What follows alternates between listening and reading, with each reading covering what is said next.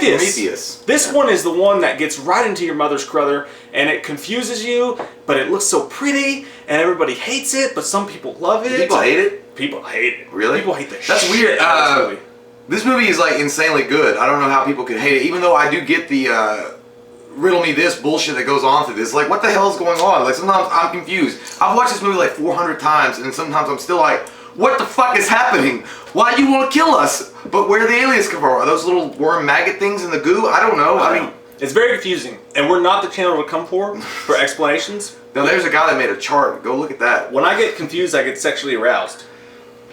And no one wants that. Are you confused now? No one's safe! So this one was weird because nobody knew what to expect, and that was Ridley Scott's fault. Because Ridley Scott was like, it's an alien prequel, it's not an alien prequel. But by the end, it was a fucking alien prequel. Yeah. And this is a spoiler review. If you haven't seen Prometheus yet, seriously, Captain America, wake up from the hospital, go out, see that it's New York, it's Times Square, things are happening, it's a lively place in the world, it's fun. Get with it, John. You up yours with the twirling lawnmower blade. He's the fucking leader of Hydra anyway, the piece of shit. Really? Nice haircut, though. Here's the thing about Prometheus. Is he or isn't he a prequel? I mean, I don't know why he did that for so long. I mean, it was obvious through the trailers that you watched when Prometheus first came out that it had a lot to do with the fucking alien. And he always was like, I don't know if he was trying to save that ending or what the fuck he was doing. You can't do that today. But he was just being really like raunchy and stupid about it. Like, and then I guess that's when Neil Blomkamp came out and was like, I'll do my own alien thing. He's like, fuck you, it's a prequel. You better not. You better not. So, but that's what happened. That's what pissed so many people off. They went to see it in the theater. They wanted an alien movie. And what this movie is, and whether like it or not, this movie is the Batman vs. Superman.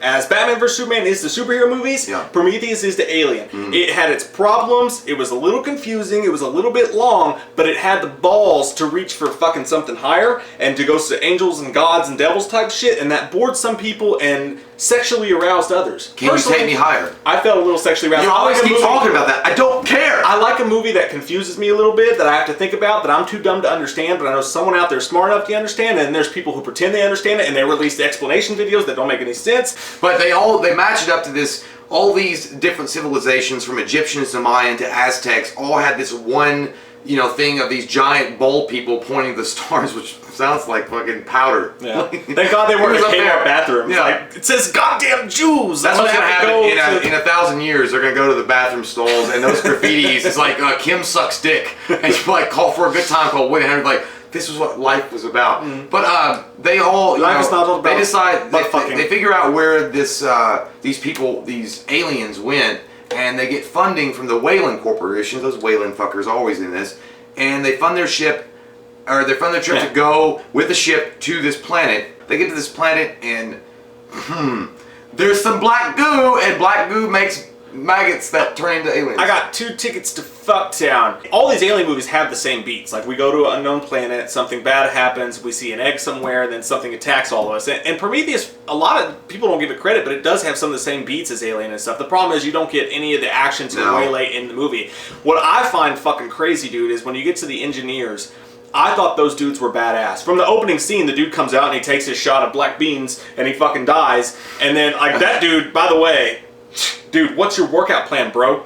I like He was ripped. He's fucking ripped. He had that Jack Daniel whiskey that was just too much. The engineers have that shit figured out. But they go to this planet, and you've got Logan Marshall Green's character, who's a douchehole. 5,000. I don't like him at all. He's such a cunt biscuit in this fucking movie. Charlize Theron is literally supposed to be the bitch. Idris Elba did not have a big enough role in this movie because it's my favorite character in the movie. He's a total badass, and they didn't let him shine enough. But Idris Elba was the only guy that I had that at the very end of the movie, he actually explains what the fuck is going on. I was like, this is a military installation, and they were designing it. It's like, oh, that's what's happening, because I didn't know. Thanks, Dad. But, to be honest, Michael Fassbender's good in whatever he does. I mean, he could do a fucking commercial about, taking a hamburger out of a McDonald's sack, and you'd be like, that's great, that's Oscar worthy. He could sell ketchup to a woman in white gloves. Yeah. But it looks, he's definitely got the quirks of him, in his android persona that lead, I guess, maybe to Ash later on, because he is violent sometimes, and he's sometimes like manipulative, and sometimes he's mysterious. You don't know. I know he's being programmed by Weyland, and he's only going to answer to Weyland, because you find out later on that the old man Weyland is on the ship, like he's always been there, and he only answers to Weyland. But he's also like, it seems like he comes off very jealous and like disgusted by humans and stuff like that. Well, they treat him like shit. That's one of the worst things about Logan Marshall Green's character is he treats him like such a dick. He's like, good thing you can't feel emotion. Well, I guess it was playing into the idea that how would you treat a toaster? Well, it's like does an ant have a quarrel with a boot? Yeah, I know, but I think that's how they were playing it. Like you're not going to care if it's an appliance. And on purpose, the movie had that theme going because when you go to we treated David the same way the engineers treated us. Because he gets to the penultimate scene and he's like, I want to live again, and the dude's like, what are you? And then he rips his fucking head off. David, fuck. He's like, pop that bitch off if I could make it a bowling ball and kill Waylon. Lock it, but put it in my pocket. And they were gonna drop a fucking basically a black inky dirty turd nuke on us and like kill us all before. And you know, and then when Noomi Rapace, which is bad, she's a great actress by the way. She does really good in this role. Like she actually did give me Ripley feels. Like I felt like Ripley goodness from her. But she, you know, asks him why, and you know, you don't really get an idea or an answer of why. I guess because we were a failed experiment. I mean, that's as far as I could get with it. Maybe we're a failed experiment. And I guess that goes back to the whole philosophical thing, like, what would you do if you met your maker? He's like, you were a mistake. And you're like, well, fuck you, Mom, and fuck you, Dad. Ridley Scott has a huge boner for meeting your maker. They did the same thing in Blade Runner. Yeah. They do the same thing a lot. And that's what happens. Eventually, David gets pissed off. He does some weird shit. He drops the shot into Logan Marshall Green's. Here's the mud in your eye. I don't get that, though. Like, that part, like, I never understood why he did that, because he didn't do it on Waylon's order. That's the big question, is what is David's true intentions? And with Walter, who is the version of David we see in Covenant, maybe we'll get some explanation. I'm assuming it's because, you know, because David definitely played it low-key, but I think he was always like evil, and he wanted to see what the reaction would be. I mean, I don't think he was acting on orders of Waylon to drop that, you know, black tequila worm into that dude's drink unless he just wanted to see what would happen. Well, there's an Alien short that came out before Covenant. That's like a prequel to Alien. And what happens is Noomi Rapace at the end of Prometheus puts him back together, and they go off to another planet to find their makers. They want to know. So they go off there, and basically he puts her into cryosleep because she trusts him all of a sudden because she's dumb. She trusts him, and the next thing you know is he arrives at the planet. There's all these engineers looking up at him, and then he drops all that black goo on them. He's like, look upon your work or whatever, and he kills him. So whatever David's thing is, he has ulterior motives, and I don't know if that came from Waylon, like you said, or what. But either way, he's the giant question mark. Like, why does he do what he do? But what he does is, why does he do what he do? Why you do what you do? Why man? you do what you why do, you dog? asking all them questions? God damn. You want to go to the library? He impregnates Logan Marshall Green, who impregnates Noomi Rapace, who ends up having the baby in a badass horror scene. By the way, let me get into this really quick, because the scene where she cuts out that octopusy bullshit from her belly, that was a great scene. It was a very intense scene, but it's like nobody gave a shit in the film. Like, you know, it goes from that scene, and then they're just, you know, Waylon's awake now, and it's like that just got glazed over. Like, nobody's like, you just cut a fucking octopus out of your vagina, and nobody cares that you just did that, and that thing is still flopping around in that little like thing. Like, she was being quarantined. There was people like gonna take her back to the ship and put her in cryosleep, and then nobody gave a shit. Like, you just gave birth to an octopus and nobody cares. It's like what, like that part I didn't get, and that's probably one of the maybe for me one of the parts I was like, yeah, that's a negative for me, because it's like you're caught up in this whole story, and then one of the coolest parts you don't even talk about. Like, nobody. It's like she's running around free and clear, and nobody's asking. It's like, why are you limping? Why are you all sweaty? I mean, did you just have sex? Did you jack off?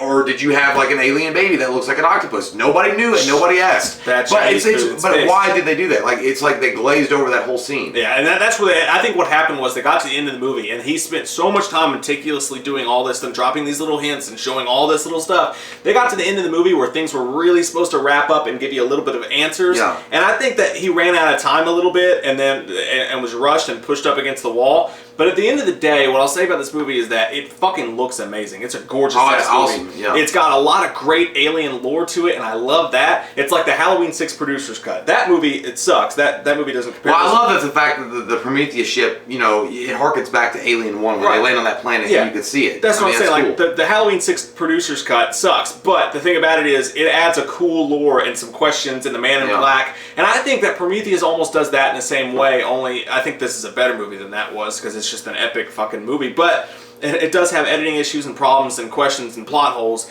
and you wanted all that answered.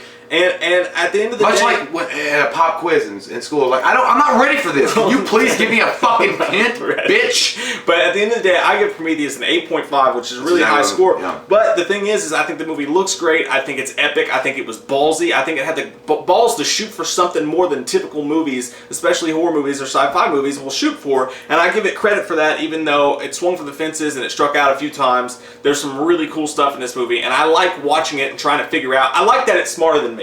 Or dumber than me, but I like trying to figure that out. Howard the Duck is smarter than both of us. But I mean, ducks. But look, yeah, I'm gonna give it an 8.5 as well.